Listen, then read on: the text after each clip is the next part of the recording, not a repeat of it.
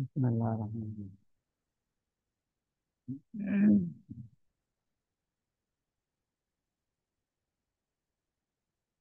اسم مفعول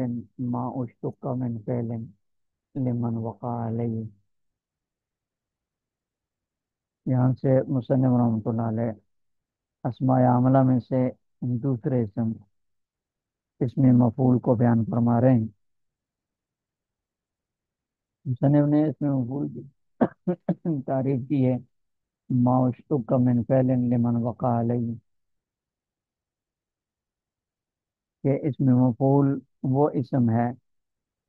جسے مصدر سے بنایا گیا ہو اور ایسی ذات پر دلالت کرے جس پر فاعل کا فعل واقع ہوا ہو۔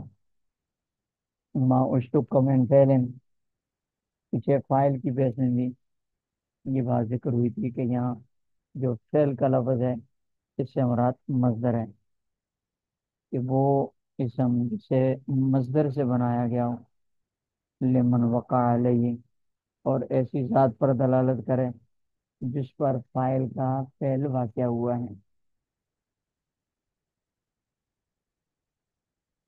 وصيغة من الصلة المجرد على مفعول ومن غير على صيغة الفاعل بفتح ما قبل الآخر۔ مصنف رحمۃ اللہ علیہ فرماتے ہیں اس ثلاثی مجرد سے اس میں مفعول ان کے وزن پر آتا ہے، جیسے منصور، مضروب، مقتول۔ قیاس کا تقاضا تو یہ تھا کہ یہ مفعل ان کے وزن پر آتا، اس لیے کہ فعل مضارع مجہول سے بنایا جاتا ہے، ضربا یضرب اور ضربا یضرب۔ تو مفعول، اس میں مفعول جو ہے اس کو مضارع مجہول سے بنایا جاتا ہے، حرف عطف میں اس میں مضموم ہے، تو لہذا اس کی جگہ میم مضموم لگائی جائے گی۔ تو یضرب سے مفعول ہونا چاہیے تھا، ماقبل آخر کو فتح دی جاتی، تو یضرب میں یا کی جگہ پہ میم لگا دیں تو مضربون ہو،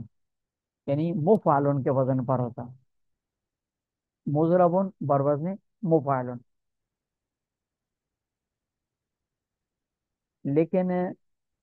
عین کے بعد، لام کلمے سے پہلے عین کلمے کے بعد واو لگا دی جاتی ہے، اس لیے کہ اگر واو نہ لگائی جائے تو یہ اس میں مفعول باب افعال کے اسم مفعول کے ساتھ اس کا التباس لازم آتا ہے، کیونکہ وہ بھی مفعول کے وزن پر آتا ہے، مکرمون۔ تو اگر مجرد کا بھی مفعول کے وزن پر ہو اس میں مفعول، اور مزید کا بھی اس میں مفعول مفعول کے وزن پر ہو، تو التباس ہو جائے گا۔ اس لیے اس التباس سے بچنے کے لیے ثلاثی مجرد میں عین کلمے کے بعد اور لام کلمے سے پہلے واو کا اضافہ کیا جاتا ہے، تو مفعول سے مفعول بنا دیا جاتا ہے۔ جبکہ ثلاثی مجرد کے علاوہ باقی جو ابواب ہیں ان میں اس میں مفعول مضارع مجہول کے وزن پر آتا ہے، میم مضموم لگائی جاتی ہے، اور ماقبل آخر کو اگر کسرہ نہ ہو تو فتح نہ ہو تو فتح دی جاتی ہے، جیسے مستخرجن سے مستخرجن، مستفعل کے وزن پر مستخرجن۔ وصیغۃ من الثلاث المجرد، ثلاثی مجرد سے اس کا وزن، صیغہ سے مراد وزن ہے، مفعول ان کے وزن پر آتا ہے، ومن غیر ہی، اور ثلاثی مجرد کے علاوہ باقیوں سے یہ اعلیٰ صیغۃ الفاعل ہے، اس میں فاعل کے وزن پر آئے گا، صرف ایک تبدیلی ہوگی، بفتح ما قبل الآخر، ما قبل آخر کو فتح دی جائے گی، جیسے مستخرجن سے مستخرجن۔ وامروا فی العمل والاشتراط کامر الفاعل، مصنف رحمۃ اللہ علیہ فرماتے ہیں کہ اس میں مفعول امر اور شرائط کے لحاظ سے اس میں فاعل کی طرح ہے، یعنی نائب فاعل کو رفع دے گا، اگر متعدی بیک مفعول ہو تو یہ نائب فاعل کو رفع دے گا، جیسے زید مضروب غلام ہو، اور اگر متعدی دو مفعول ہو تو نائب فاعل کی رفع کے ساتھ ساتھ مفعول بھی کو نصب بھی دے گا۔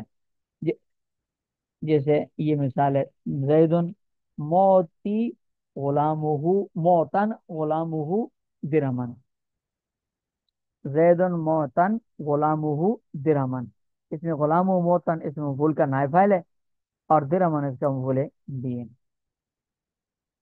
مصنف رحمۃ اللہ علیہ نے متعدی دو مفعول کے اسم مفعول کی مثال بیان کی ہے، متعدی یک مفعول کے اسم مفعول کی مثال بیان نہیں کی۔ وہ امرو، اور اس کا معاملہ، فی العمل عمل کے اعتبار سے، والاشتراط اور شرائط کے اعتبار سے، کا امر الفاعل ہے، اس میں فاعل کے عمل کے معاملے کی طرح ہے۔ مثلا زید موتن غلامہ درہمن، زید اس کے غلام کو درہم دیا گیا۔ الصفۃ المشبہۃ ما اشتق من فعل لازم لمن قام به على معنى الثبوت،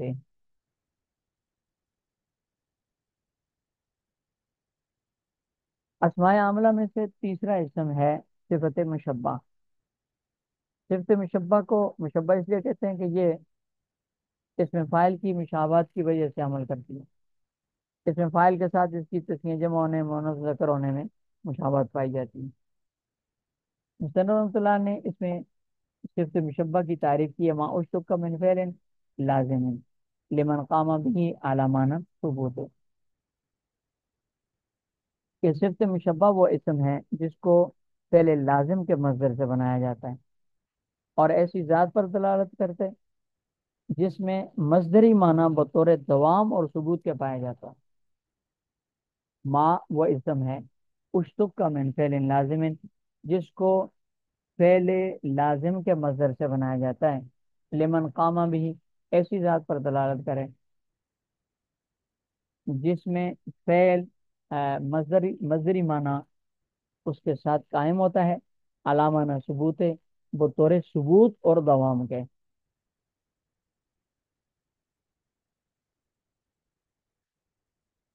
جیسے حسن، کریم، سید وغیرہ،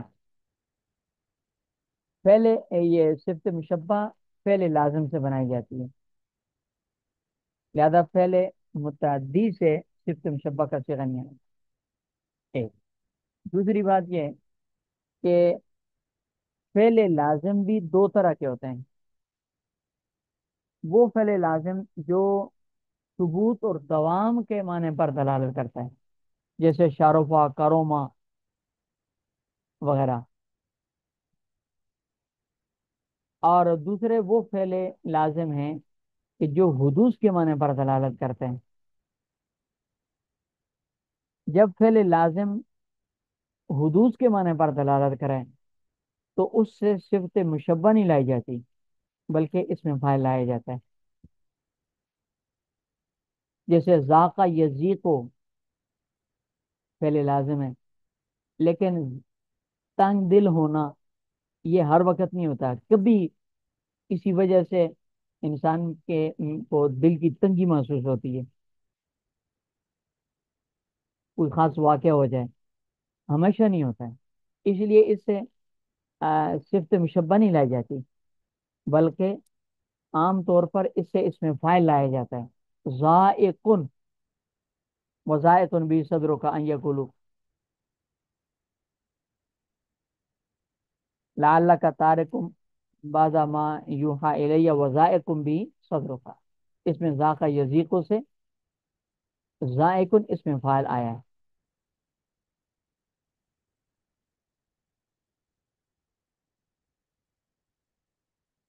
کہیں کہیں صفت مشبہ بھی لائی جاتی ہے لیکن عام طور پر اس میں فاعل لایا جاتا ہے۔ ما اشتق من فعل لازم لمن قام بھی على معنی ثبوت، معنی ثبوت یہ اس میں فاعل کو نکالنے کے لیے اس میں حدوث ہوتا ہے، اس میں دوام پایا جاتا ہے، ثبوت اور دوام۔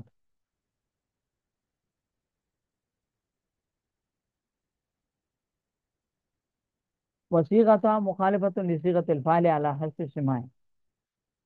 مصنف رحمۃ اللہ فرماتے ہیں تو صفت مشبہ اپنے صیغے کے وزن کے لحاظ سے اس میں فائل سے مختلف ہوتی ہے، اس لیے کہ اس میں فائل کا جو وزن ہے ثلاثی مجرد سے فائل ان کے وزن پر آتا ہے، ثلاثی مجرد کے علاوہ باقیوں سے وہ آ، اس میں فائل جو ہے وہ فعل مضارع سے بنایا جاتا ہے معمولی سی تبدیلی کر کے۔ تو یہ جو آتا ہے وہ یہ قیاس کے مطابق ہوتا ہے، جبکہ صفت مشبہ جو ہے اس کا کوئی وزن متعین نہیں ہے، اس کے جتنے بھی اوزان ہیں وہ سب سمائی ہیں، قیاس کے مطابق نہیں، قیاسی نہیں ہے۔ عربوں سے جن جن اوزان کو صفت مشبہ کے اوزان کے طور پر سنا گیا ہے وہ صفت مشبہ کا وزن ہوگا، اس وزن پر صفت مشبہ آئے گی ورنہ نہیں آئے گی۔ اور ان اوزان کی تفصیل صرف کی کتابوں میں آپ نے پچھلے سال ابن سیغہ میں کچھ اوزان صفت مشبہ کے پڑھیں، یہاں مصنف رحمۃ اللہ نے چند اوزان ذکر کیے ہیں، ان کی مثالیں وصیغتها مخالفت لصیغۃ الفاعل، اور صفت مشبہ کا صیغہ وزن کے حساب سے اس میں فائل کے وزن کے مخالف ہوتا ہے، اعلی حسب سماع، سما پر موقوف ہوتا ہے، جیسے فعالن یہ حسن، فعلن صعب، فعیل شدید، و تعمل عمل فعل یہاں مطلقاً۔ مصنف رحمۃ اللہ علیہ فرماتے ہیں کہ صفت مشبہ عمل کے اعتبار سے اپنے فعل کی طرح مطلقاً عمل کرتی ہے، یعنی اس کے عمل کے لیے جس طرح اس میں فاعل اور اس میں مفعول میں حال اور استقبال کی شرط تھی نا،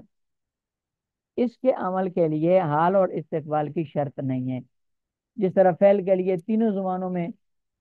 عمل کرتا ہے، فعل ماضی میں، حال میں، استقبال میں، حال اور استقبال کی شرط نہیں ہوتی، اسی طرح صفت مشبہ کے عمل کے لیے بھی زمانے کی کوئی شرط نہیں، کیونکہ یہ دوام اور ثبوت پر دلالت کرتی ہے صفت مشبہ، اور زمانہ جو ہوتا ہے وہ حدوث پر دلالت کرتا ہے، اس لیے زمانے کی کوئی شرط نہیں ہے، اعلی اطلاق زمانے کی شرط سے مطلق ہو کر یہ عمل کرتی ہے، وتعمل عملہ فعلیہ اپنے فعل جیسا عمل کرتی ہے، مطلقاً زمانے کی قید سے بری ہو کر۔ ہاں البتہ صفت مشبہ کے عمل کے لیے وہ جو اس میں فاعل اور اس میں مفعول کے عمل کے لیے جو شرائط تھیں اشیاء ستہ پر اعتماد کی، کہ مبتدا پر اعتماد ہو، موصوف پر اعتماد ہو، موصول پر اعتماد ہو، ذوالحال پر اعتماد ہو، حرف نفی پر اعتماد ہو، حمزہ استفہام پر اعتماد ہو، یہ پیچھے فائل کی بیس میں گزری تھی، وہ اعتماد والی شرائط اس کے اندر بھی پائی جائیں گی، اس لیے کہ صفت مشبہ کا جو عمل ہوتا ہے وہ فائل کی مشابہت کی وجہ سے ہوتا ہے، اور فاعل مشابہت اس میں وہ اس کی فعل مضارع کی مشابہت کی وجہ سے عمل کرتا ہے، تو گویا صفت مشبہ تک پہنچتے پہنچتے مشابہت در مشابہت آ جاتی ہے، اس اعتبار سے اس کا عمل ہوتا کمزور ہے، لہذا ان چھ چیزوں کا اعتماد شرط ہے تاکہ اس کی قوت اور اس میں عمل کے اندر قوت پیدا ہو جائے مشابہت کے اندر، اس لیے وہ ضروری ہے۔ وہ تقسیم مسائل ان تکون صفت یہاں سے مصنف رحمۃ اللہ علیہ صفت مشبہ کے مسائل کی تقسیم بیان فرما رہے ہیں، صفت مشبہ کے مسائل کی 18 صورتیں ہیں، آگے ان کی تفصیل بھی آ رہی ہے، وہ 18 صورتیں اس طرح کہ صفت مشبہ دو حال سے خالی نہیں، یا تو معرب بلام ہوگی یا مجرد ان لام ہوگی، دونوں صورتوں میں اس کے معمول میں تین صورتیں ہیں، یا تو مضاف ہوگا یا معرب بلام ہوگا یا دونوں سے خالی ہوگا، تین کو دو کے ساتھ ضرب دیں تو چھ صورتیں بنیں گی، ان چھ صورتوں میں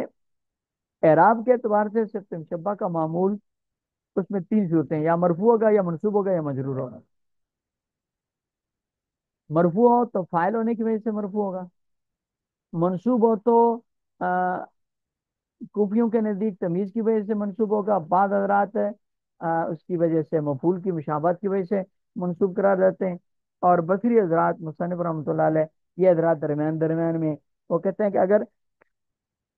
صفت مشبہ معرفہ ہو تو مفعول کی مشابہت کی وجہ سے، منصوب ہوگی، اور اگر نکرہ ہو تو پھر تمیز کی وجہ سے منصوب ہوگی، اور یا پھر مجرور ہوگی مضافل ہونے کی وجہ سے۔ تو 3 کو 6 کے ساتھ ضرب دی تو 18 کے اوپر۔ اور تقسیم و مسائل، اس کے مسائل کی تقسیم یوں ہے کہ ان تکون صفت و باللہ میں، کہ صفت مشبہ یا تو مور بلام ہوگی اور مجردتاً، یا لام سے خالی ہوگی، وہ معمول ہوا، اور اس کا معمول یا تو مضاف ہوگا، اور باللہ میں یا مرب بلام ہوگا، اور مجردتاً انما یا دونوں سے خالی ہوگا۔ فہذه ستۃ، 2 کو 3 کے ساتھ ضرب دی تو 6 ہوگی۔ والمعمول فی کل واحد منہا، ان 6 کی 6 صورتوں میں جو معمول ہے یا تو مرفوع ہوگا یا منصوب ہوگا یا مجرور ہوگا۔ فسارہ 18، تو یہ 18 صورتیں ہوں گی 6 کو 3 کے ساتھ ضرب دی تو۔ فرفو، اگر مرفوع ہوا تو علی الفاعلیت، فاعل ہونے کی وجہ سے ہوگا۔ ونصب منصوب ہوا تو تشبیہ بالمفعول فی المعرفہ،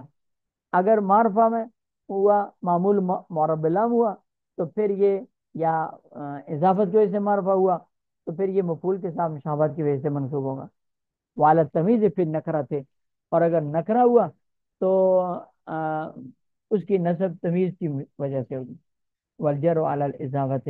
اور جو جر ہوگی وہ اضافت کی وجہ سے،